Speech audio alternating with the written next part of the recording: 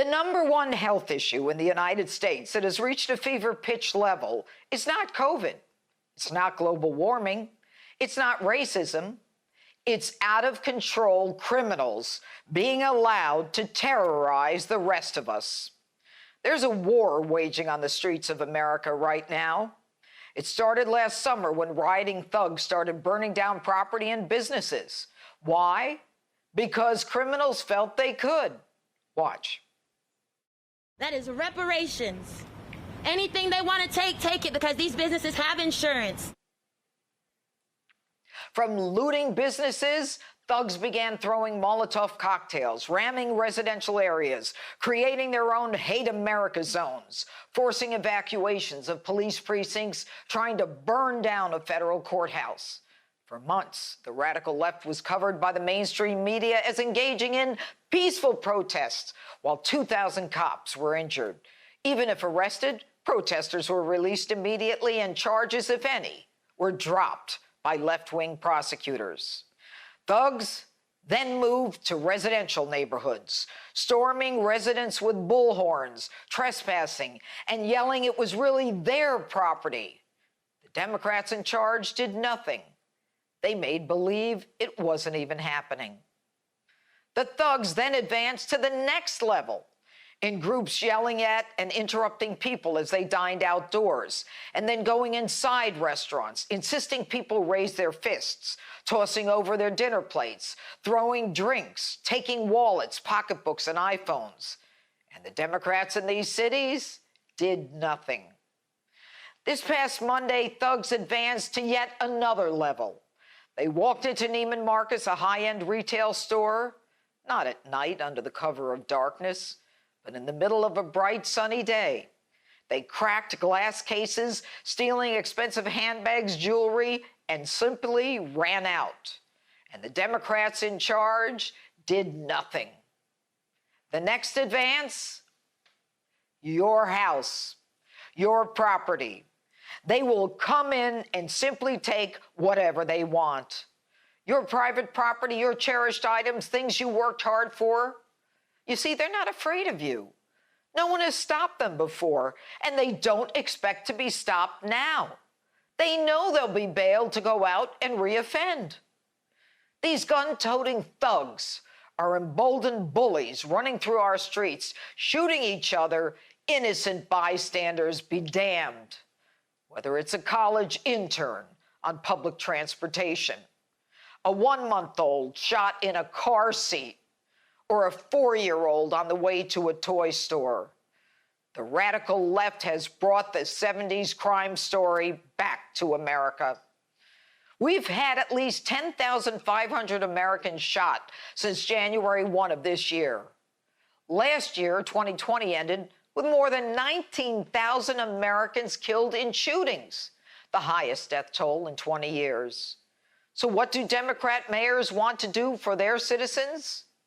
Chicago Mayor Lori Lightfoot, while making sure that no white person questions her, straight up lies and says crime is down.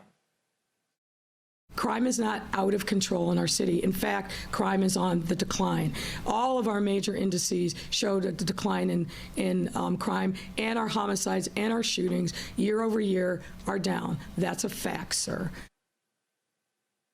She and the rest of these leftist socialist mayors know damn well that crime is not down, and they know damn well how to fight crime. And no 4-minute meeting with Joe Biden on the tarmac is going to solve that, especially if Joe doesn't have his note cards. The preferred method of operation adopted by leftist, liberal, progressive, radical, police-hating crew is to castrate and weaken the police, the very people who can fight crime.